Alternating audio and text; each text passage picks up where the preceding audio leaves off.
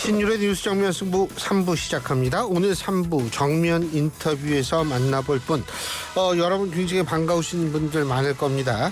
홍익표 전 더불어민주당 원내대표 만나보겠습니다. 지금 전화 연결돼 있습니다. 홍 대표님 안녕하세요. 네, 안녕하세요. 반갑습니다. 예, 아유 진짜 오랜만이세요. 네. 총선 이후에 어떻게 지내셨어요? 예, 뭐 오래간만에 조금 가족들하고 시간도 있었고 저도 개인적으로 좀 휴식하면서 충전하는 시간을 좀 가졌습니다. 책도 좀 읽고 그동안 뭐 밀렸던 일도 좀 마무리하고 있습니다. 아유, 그 충전이 필요하죠. 계속 이렇게 이 의원으로 활동하시다 보면 정말 힘드실 거예요. 근데 이 요새 여야정 협의체 합의를 했는데 제가 우선 여쭤볼게, 이게 문재인 정권 당시에도 비슷한 게 있지 않았습니까?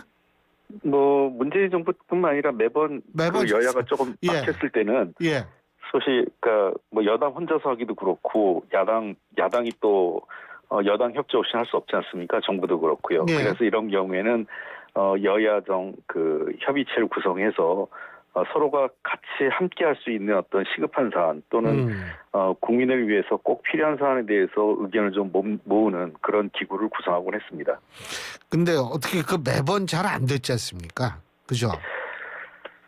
뭐 꼭 기대했던 것만큼의 큰 성과는 아니지만 그렇다고 아주 또 빈손으로 끝나진 않았습니다. 예. 그래서 일부 성과를 얻고 했고요. 지금 이제 막 구성된 거니까 제가 보기엔 시점상으로 이게 지금 구성되면 결국은 성과는 금년 11월 말 12월 초 예산과 함께 마무리돼서 나오지 않을까 이렇게 예상을 합니다. 예산. 근데 어떻게 이번에는 구체적인 성과가 좀 있다라고 보시는 거군요. 있을 것이라고. 그러니까 아마 국민들께서 또는 시사평론가들 분들께서 생각하는 그 정도의 아주 높은 수준의 합의가 완전히 이루어진다 이렇게까지는 볼 수 없는데, 여야가 예산 같은 경우는 어쩔 수 없이 협의나 합의가 불가피하거든요. 예. 그러니까 예산을 둘러싼 부수 법안 또는 관련된 정책 의제 등과 관련돼서 여야가 불가피하게 기브앤테이크 주고받기를 할 수밖에 없는 시즌이고 그거에 필요한 아마 기구체라고 생각을 합니다. 그래서 어떤 의미에서는 최소한의 협의를 할 수 있는 장치가 만들어진 거죠. 예. 지금 근데 25만 원 지원법이라든지 이런 거를 민주당은 꼭 좀 통과시키고 싶어하는 모양인데 어떻게 보세요? 현실적으로는 어렵지 않을까 싶습니다. 그러니까 정부 여당에서 반대를 했고 대통령실에서도 거부권을 공공연하게 좀 얘기하고 있지 않습니까? 예. 그리고 실제로 지금은 이제 한 8월 말이면 정부 예산안이 확정됩니다. 내년도 예산안이요. 예. 예, 9월 초에 국회로 넘어오지 않습니까? 예. 그런 걸 감안하면 여야가 좀 합의를 한다면 25만 원의 그 법안에 대해서 대통령이 제의 요구를 하면서 사실상 부결된다고 했을 때 내년도 예산안에 25만 원에 준하는 효과를 반영할 수 있는 어떤 추가적인 예산안을 합의해낸다면 여야가 충분히 또 새로운 협의를 해낼 수도 있다고 생각합니다. 근데 이게 경제 안 좋다고 이렇게 전 국민한테 현금성 지원을 해주는 사례는 없었던 걸로 알고 있거든요. 예, 그러니까 이 문제에 대해서는 서로 여야 간의 의견이 좀 다르고 있기 때문에 저는 그런 것 같아요. 만약에 전 국민이 어렵다면 이재명 대표도 아마 그런 얘기 몇 번 했던 것 같은데 정부가 그러면 특정 계층에게 그렇죠. 어떤 이 타겟팅을 해서 더 많은 제한적으로라도 제한적으로라도 지원을 하는 것도 우리가 협의할 생각이 있다라고 이재명 대표도 얘기를 한 거로 제가 기억을 하거든요. 예. 그렇기 때문에 아까 제가 말씀드렸지 않습니까? 내년도 예산안에 25만 원에 준하는 어떤 효과, 아까 말씀드린 것처럼 전국민 지원, 그러니까 예를 들면 민주당은 전국민 지원을 얘기하고 있는 거고 국민의힘은 그거에 대해서 부정적 또는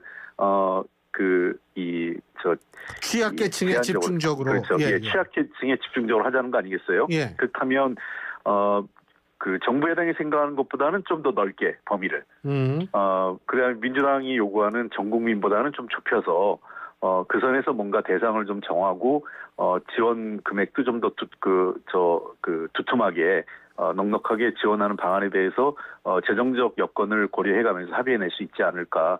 그게 이제 여야정 협의체에서 논의해야 될 문제죠. 그러니까 서로 간에 의견이 다 일치하지 않는 속에서 아무것도 진전하지 않는 것보단 서로의 의견을 좀 절충해서 단 한 걸음이라도 좀 나아가는 정치가 지금은 좀 필요한 시점 아닌가 생각합니다. 근데 그 여야정 협의체 얘기를 하면서 박찬대 대표 직무대행 같은 경우에는 지금 윤석열 대통령 여당의 원내대표가 뭔 힘이 있냐, 대통령도 여기 참석해라, 이런 얘기를 한 모양이던데 어떻게 보세요? 뭐 저는 이제 여야 원내대표회담은 원내대표회담대로 있고 그 필요에 따라서는 그 여야정을 대표하는 각 당의 대표와 그 대통령의 3자 회담도 가능하다고 생각을 합니다. 한동훈 대표도 이거에 대해서 아주 부정적인 것 같지는 않거든요. 예. 그런 측면에서 이미 그 이재명 대표와 윤석열 대통령이 한번 만난 적이 있었고요. 예. 그리고 아마 조만간 이제 이재명 당 대표 후보가 당 대표로 다시 뽑히지 않겠습니까? 예.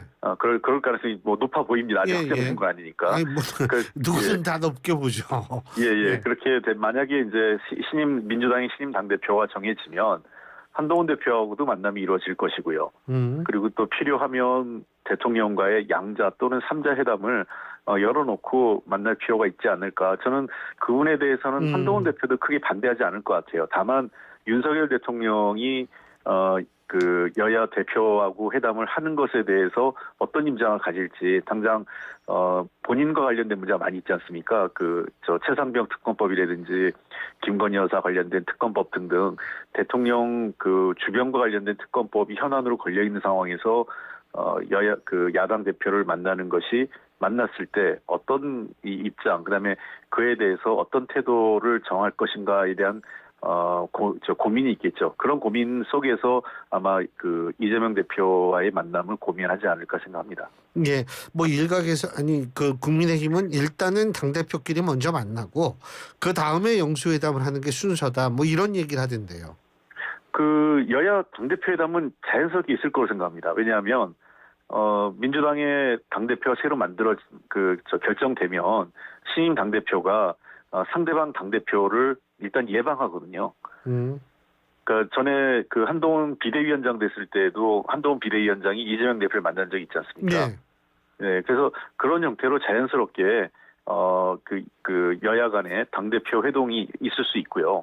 또 필요하면 거기서 좀 더 한 걸음 더 나가서 그 단순한 그냥 상견례 정도의 그 회동이 아니라 좀 더 깊은 회동을 할 수도 있죠. 근데 그 만남을 할지 안 할지에 대한 정책 판단도 고려돼야 되는 거고, 더 나가서 만약에 한동훈 대표가 그 여야 당대표 회담을 통해서 그 대통령과의 영수회담까지 같이 하자는 거에 의견을 한다면 저는 그 전 단계로서의 여야 당대표 회담도 가능하지 않을까 생각을 합니다. 그러니까 도리어 그런 발판을 여당 대표가 만들어주는 거죠.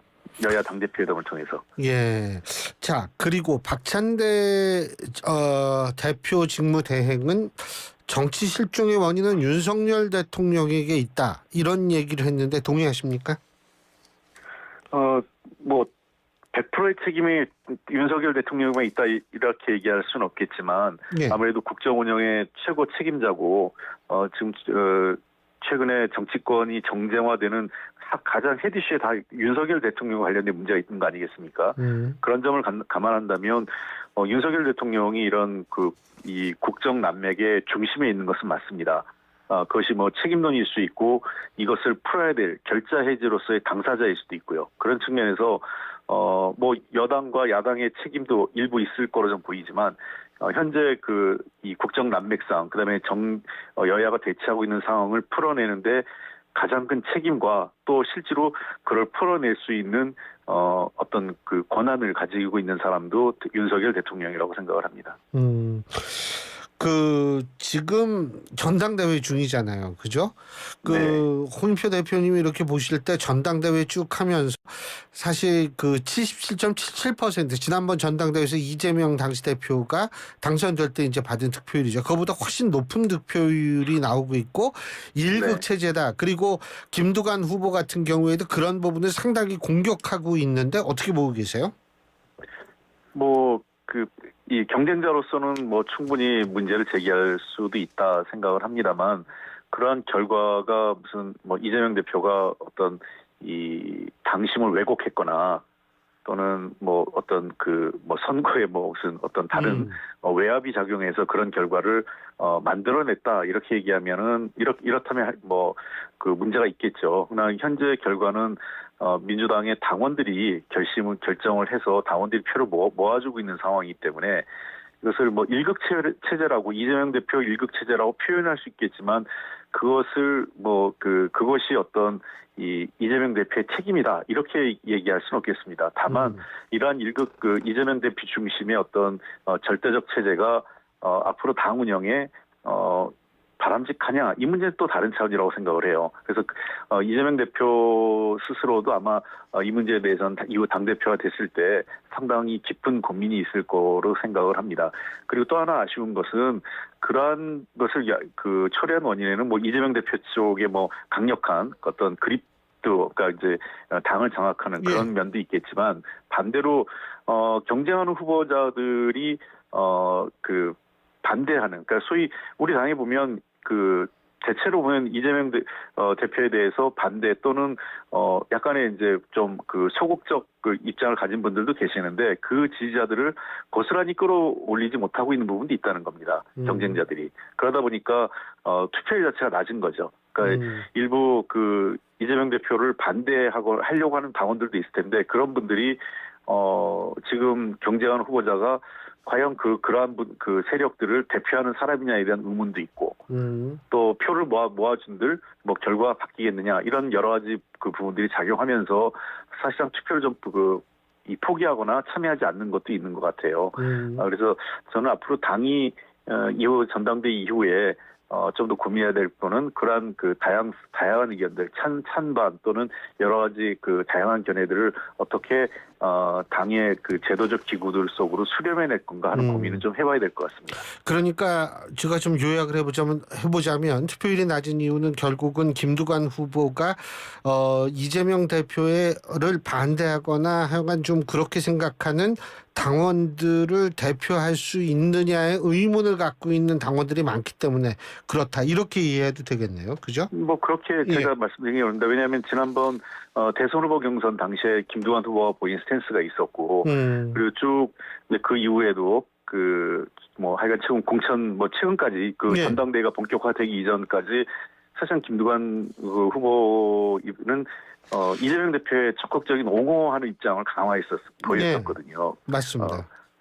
그랬기 때문에 갑자기 이분이 스탠스가 반명적인 스탠스를 띠는 거에 대해서 약간 당혹스러워한다 이거죠. 당혹스러워하는 거죠. 왜 그럴까? 이거에 대한 의구심이 있고 그러다 보니까 당연히 반대하는 그룹 쪽에서는 우리가 이 사람한테 표를 모아줘야 될까라는 의구심이 생기는 거죠. 그 의구심이 해소가 안 되니까 표가 안 모이는 거죠. 예, 알겠습니다. 그리고 간단하게 이 금투세 이거 어떻게 해야 돼요?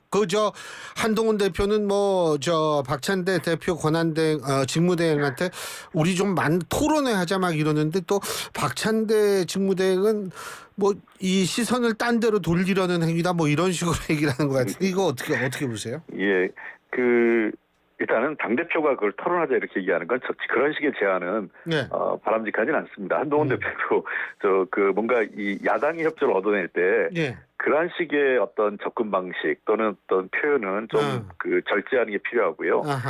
금투세 문제에 대해서는 찬반이 분명히 있습니다. 그러나 이제 이 히스토리를 보면 원래는 이제 주식 거래세를 좀 줄이는 대신 금융투자소득세를 새로 신설한 거 아니겠습니까? 그 당시에요. 그건 여야가 그때 합의했던 겁니다. 추경호 지금 원내대표도 너무나 잘 알고 당사자니까요, 본인이요. 그래서 그런 상황이었다면 이것을 없애려고 한다면 왜 없애야 되는지 그리고 여야가 그럼 어떻게 합의해야 되는지 이런 논의를 시작을 해야 되고요. 특히나 그때 핵심은 저는 이게 부자 감세다, 서민 증세다 이런 거에 동의하진 않습니다. 그런 프레임은 동의하지 않는데 다만 문제가 되는 거는 지금 정부 여당이 제일 강조하는 게 재정 건전성이잖아요. 근데 재정 건전성을 얘기하면서 도리어 안정적인 세수 기반을 더 자꾸 축소시키고 있거든요. 그러니까 세출도 줄이고 세입 기반도 줄이면서 재정 전체 재정이 점점 축소기 화되고 금년에도 벌써 그 7월까지 거의 100조 가까운 돈을 한국은행으로부터 임시로 빌렸어요. 예. 그러니까 이런 그 비정상적인 재정 운영하는 것은 바람직하지 않다. 그렇다면 정부 여당은 이미 옛날에 이 금투세나 또는 금융거래와 관련 주식거래 관련 소득 세제도 아직 남아 있거든요. 예. 그렇다면 이 세제 합쳐서 나오는 세수가 얼마인데 이 세수를 금융투자 소득세를 줄이는 것이 주식시장 활성화와 또 우리 이 서민과 중산층에 도움이 된다. 그렇다면 그 줄어드는 세수만큼을 그럼 어떻게 확보할 건가? 우리는 이렇게 확보할 수 있다라는 그런 얘기들을 갖고 야당을 설득해야 되는 거죠. 알겠습니다. 그리고 또 한 가지는 지금 김대중 전 대통령 사저 매각이 아직 민주당에서 좀 시끌시끌한 것 같은데. 네네. 어떻게 해법이 좀 있어 보이세요? 조금 소일구 외양간 격인데요. 네. 이렇게 문제가 되기 전에 조금 더 관심을 갖고 다 같이 지혜를 모았어야 되는데 네.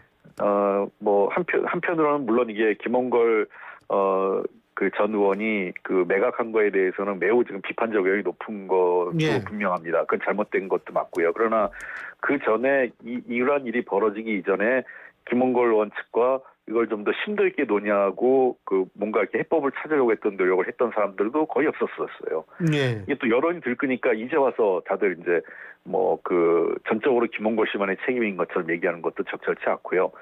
저는 어쨌든 지금 김홍걸 씨하고 잘 아는 사업자라고 넘어갔다고 하니까 그분을 설득해서 다시 기금을 조성해서 그러니까 예를 들면 이거를 지금 국세로 하자 이런 얘기하는데 그건 좀 국세로 할 수 곤란할 있는 거예요. 법적 근거가 없고요. 현재로서는. 그리고 김홍걸 의원이 일단 돈을 받은 거 아니에요? 그렇습니다. 예, 그러니까. 그리고 그거를 또 그렇게 할 법적 근거도 뚜렷지 않고 그렇게 되면 이제 전직 대통령 모든 분들의 사저나 등등과 관련된 문제가 또 추가적으로 생기지 않습니까? 예. 예. 그렇기 때문에 일단 그 문제는 나중에 입법을 보완해서 전직 대통령의 사저를 매입할 수 있는 국가가 매입할 수 있는 법적 근거를 따로 마련한 이후에 검토할 수 있겠지만 지금 현 단계에서는 우선 민주당을 비롯한 또 김대중 대통령과 여러 관계가 있는 분이 많이 계시잖아요, 우리 사회에. 예. 이런 분들이 좀 지혜를 모아서 기금을 모아서 재매입하거나 아니면 지금 매입한 사업자와 협의해서 뭔가 일정 지분을 다시 매입하는 형태로 해서 그것이 좀 더 공적으로 많이 우려하는 게 무슨 커피숍이나 카페로 운영될까? 그건 아니래요. 민간 기념관을 만들겠다. 예. 그런데 그 사업자는 그렇게 얘기를 하고 계신 거고. 그러나 그런 의구심이 완전히 해소되는 거 아닙니다. 언제든 그렇게 갈 수도 있는 거기 때문에 지금 당장 아니더라도 그래서 이것이 그렇게 되돌릴 수 없는 그렇다면 한 개인 사업자의 약속이 아니라 누가 이걸 함부로 그것을 목적에 부합하지 않는 다른 용도로 사용하지 못하도록 하는 그런 체계를 갖추도록 만들어줘야죠. 그런 측면에서 지금이라도 김홍걸 씨 그리고 김홍걸 씨를 포함한 김대중 대통령의 가족분들 그리고 동교동계 원로들이나 이런 분들 그다음에 민주당과 관련된 또 여러 사회단체들이 모여서 사업자와 함께 논의해서 이 문제를 풀어야 된다고 생각을 합니다. 이걸 너무 쉽게 그냥 국고를 통해서 풀자 이런 방식도 그런 국민들께서 바로 납득하기는 어려우실 거예요. 괜히 국민 정서에 반할 수 있기 때문에 이 문제에 대해서는 국민들께서 그러자는 자발적인 요구가 나오기 전에 정치권에서 먼저 그런 얘기를 하는 것은 바람직하지 않습니다. 예, 잘 알겠습니다. 오늘 말씀 여기까지 듣죠. 고맙습니다. 예, 감사합니다. 예, 지금까지 더불어민주당 홍익표 전 원내대표였고요. 신율의 뉴스 정면 승부 3부 순서는 여기서 줄입니다. 잠시 뒤 4부에서 뵙죠.